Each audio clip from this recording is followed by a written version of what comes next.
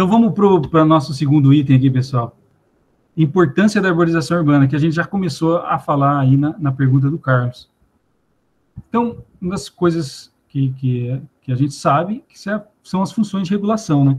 Isso eu falo da arborização como um todo, né? Não só as árvores de calçada, como também os parques da cidade, né?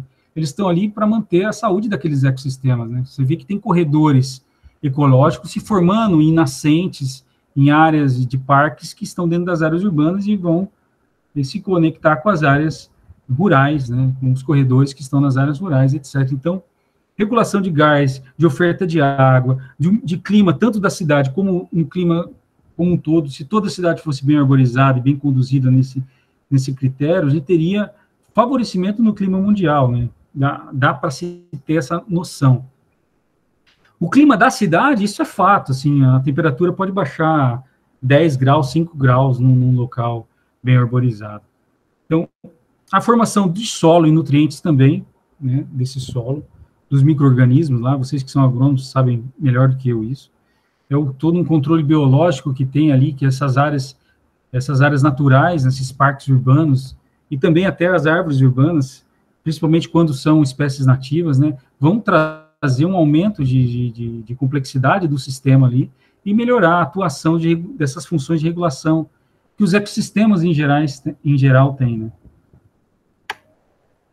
Funções de habitat. Então, outra função que a gente de imediato pensa que é só para a unidade de conservação, que é só para as áreas que não são urbanas, mas elas também são importantes dentro da área urbana, porque um parque urbano está ali sendo habitat de refúgio de muitas espécies, tanto da flora como da fauna.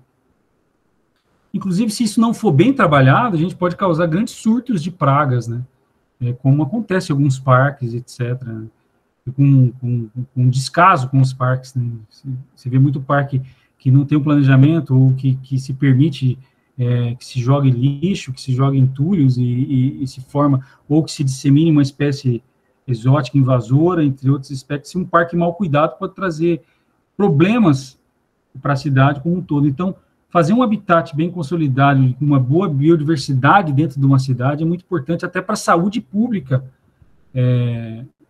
da cidade, né? Então, não é uma função só para a natureza, vamos dizer, tirando o homem, vamos dizer, é uma função só para os animais, não, nós estamos inclusos ali, e essa função de habitat é muito importante de se pensar.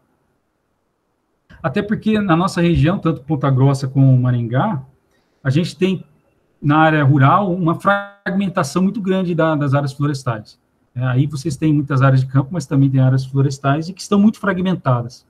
Essas áreas fragmentadas, não conectadas, causam um impacto ambiental gigante e um favorecimento de extinção de várias espécies.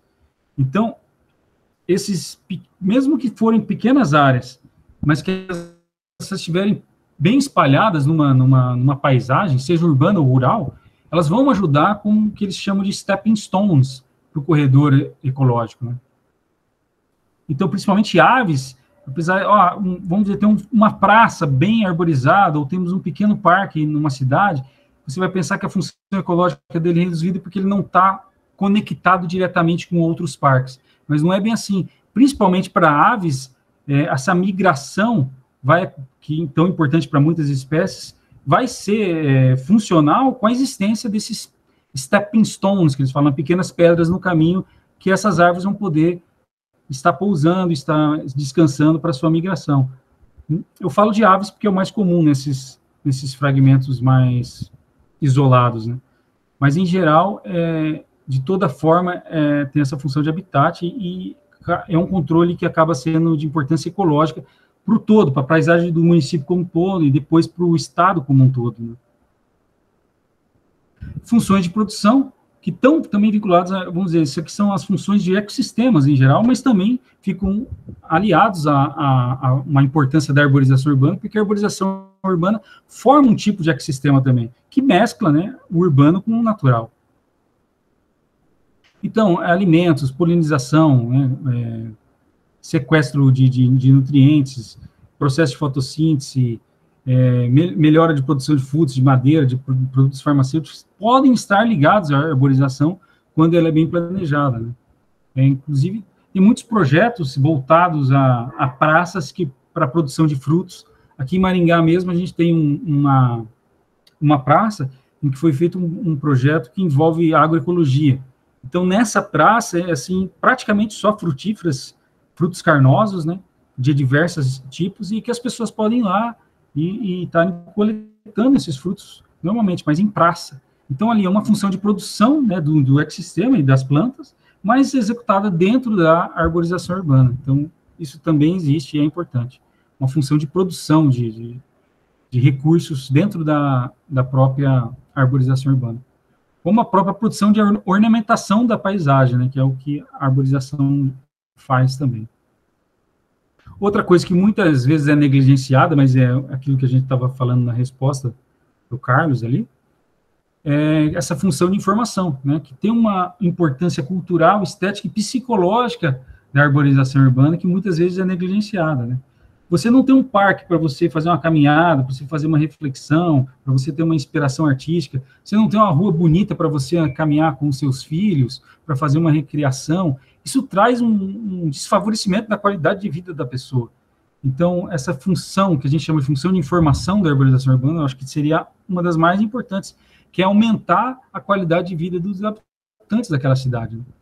Então, principalmente agora, nessa época de pandemia, eu acho que muita gente está sentindo falta. Eu quero dar uma volta, quero sair de casa, dar um passeio que seja na quadra. Se a sua quadra estiver bem arborizada, se a sua quadra tiver um ambiente mais agradável para você passear, vai ser melhor para a sua vida como um todo. Nesse momento, você vai ter inspirações e reflexões que vão conduzir sua vida de maneira melhor. Então, é uma função muitas vezes negligenciada, mas extremamente importante, que pode ser atribuída tanto aos ecossistemas em geral, mas também à arborização urbana. Né?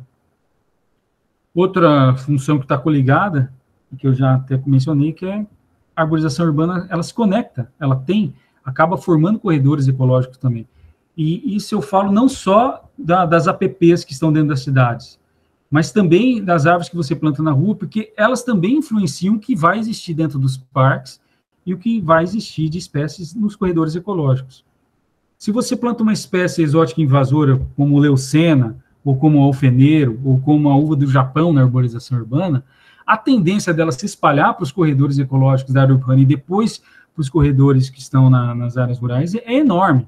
Então, cuidar bem de que você vai plantar nesses corredores também é muito importante, né?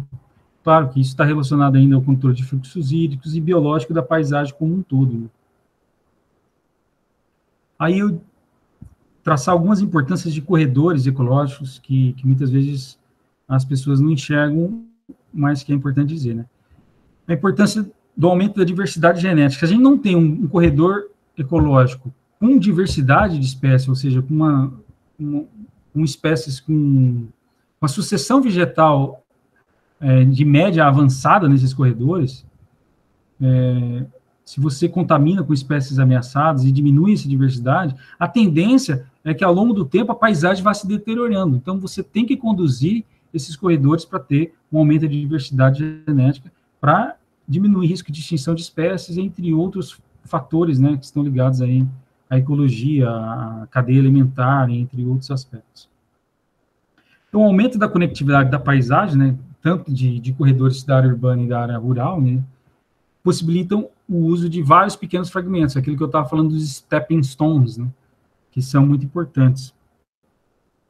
E, claro, isso faz uma amenização dos efeitos da fragmentação, que a fragmentação e perda de habitats é hoje a principal motivo de extinção de espécies. Então, você amenizar efeitos dessa fragmentação é muito importante, e a arborização está ligada a essa amenização.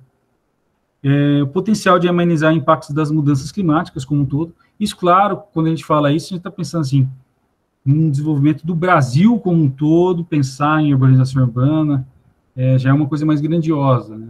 Quando a gente fala em mudanças climáticas através da urbanização urbana, seria assim, uma coisa nacional, um planejamento nacional em prol da urbanização urbana, claro, não só em prol da urbanização urbana, mas de todas as áreas naturais, etc. E, claro, numa escala temporal muito ampla, mas também se contempla isso dentro dos corredores da arborização urbana. Agora, um corredor, para ser interessante, para ser bom, ele precisa ter uma boa largura, e que não é a largura que a legislação costuma definir. que hoje o Código Florestal ainda reduziu, e tem vários pontos polêmicos ali que trouxeram reduções, né? Não é uma coisa mais homogênea, não é sempre 30 metros em rios de até 10 metros de largura, e isso já varia muito, principalmente na área rural. Mas dentro da área urbana costuma ser 30 metros em geral, só se tiver rios muito grandes, né? A extensão desse corredor e como ele está coligado vai ser muito importante para a gente entender os benefícios. A continuidade dele também, se ele tem muitas quebras, ele pode ser extenso, mas ele possui muitas quebras, vai perder qualidade. E a qualidade que a gente fala é diversidade. Se tiver grande diversidade de espécies nesse corredor, mais qualidade ele tem. Outra importância da arborização, a gente falou muito sobre a importância relacionada mais aos parques e aos corredores ecológicos e às áreas verdes privadas, vamos dizer. Mas também vamos falar mais sobre os benefícios mais voltados às árvores das calçadas mesmo. O primeiro, mais óbvio, é o sombreamento, ou seja, a redução da temperatura. Cidades quentes, principalmente, precisam de árvores de médio e grande porte para conseguir essa diminuição de temperatura, né? Porque árvores com copas pequenas dificilmente trazem, assim, uma amenização da temperatura. Mas, em geral, de médio e grande porte pode trazer grandes benefícios, com uma redução aí de até 10 graus, né, abaixo de árvores arborizadas. 10 graus é muita coisa, então é muito significativo esse sombreamento, né, essa redução da temperatura, e também o sombreamento, como diz ali, 90% de diminuição da incidência de luz também. Aí a gente vai falar mais em planejamento sobre isso, mas essa incidência de luz tem também muito a ver com o tipo de copa dessa árvore, né? Outra coisa muito discutida e falada, que é um benefício da arborização urbana, é a diminuição da poluição sonora. Mas, em geral, isso é mais psicológico do que realmente verdadeiro, né? Uma coisa que as pessoas sentem. Eu estou do lado de um parque, eu estou do lado de uma rua bem arborizada, eu sinto que a poluição sonora é menor. Mas fato é que as árvores não conseguem segurar esse som. A poluição sonora vai passar, né, pelas copas e vai chegar até o seu ouvido. Ela não traz essa redução muito insignificante, na verdade. Para existir uma redução efetiva de diminuição de poluição sonora, só se a gente está falando de uma casa que está de um lado de um parque e a outra está do outro lado do parque. E o parque, como um todo, causou uma redução de poluição sonora entre esses dois bairros, vamos assim dizer. Isso sim a gente poderia dizer. Agora, as árvores urbanas, as árvores de vias públicas, né, as calçadas, elas não causam essa diminuição da poluição sonora, a não ser do ponto de vista psicológico. Agora, a redução da poluição atmosférica aí já é muito significativo. E vai diferenciar de espécie para espécie, por causa das características da árvore, né? Quanto mais rugosa for uma casca, dependendo do tipo de folha que você tem, e dependendo da genética dessa árvore e dessa espécie, né, das características de crescimento dessa árvore, entre outros fatores, você vai ter remoções de gases tóxicos da atmosfera, de redução de teor de poeira da cidade, entre outros tantos benefícios voltados à poluição atmosférica. Isso é comprovado por vários artigos científicos, essa redução, né? Outra coisa que a gente leva em conta para a redução da poluição sonora é o sequestro de carbono que essas árvores urbanas também estão fazendo, tanto nos parques como nas vias públicas. Mas nas vias públicas, e tem alguns dados interessantes, que a gente verifica que uma mesma árvore, de uma mesma espécie, colocada em via pública, e essa mesma árvore dentro de uma floresta, a árvore de via pública vai sequestrar muito mais carbono do que em determinado tempo, né, no tempo de vida dela, do que uma árvore na floresta. Isso porque nas vias públicas essa árvore tem um espaço para crescimento muito maior.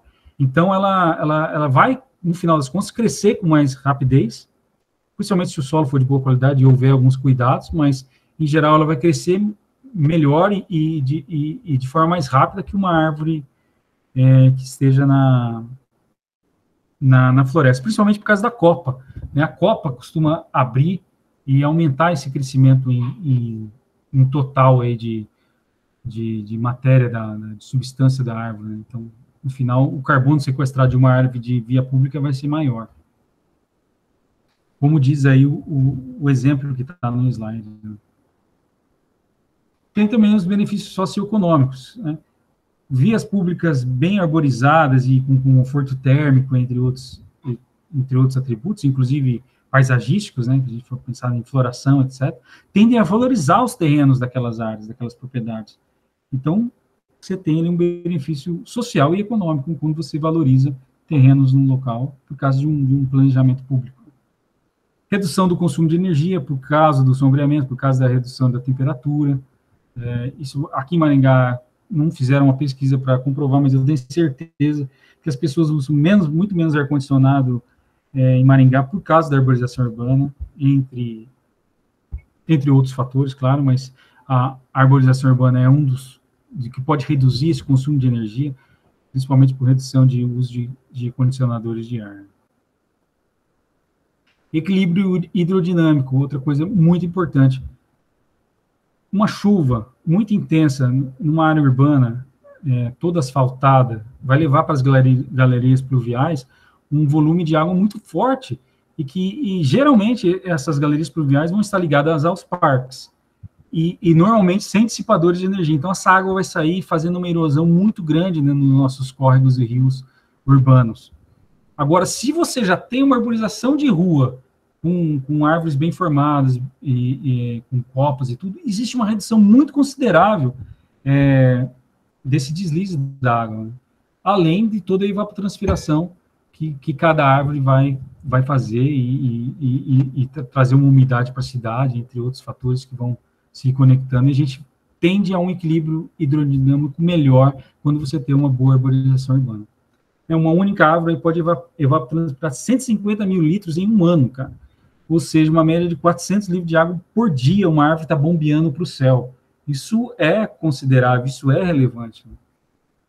Além de aumentar a permeabilidade do solo, e como eu disse, vai reduzir risco de enchentes, risco de erosão, etc.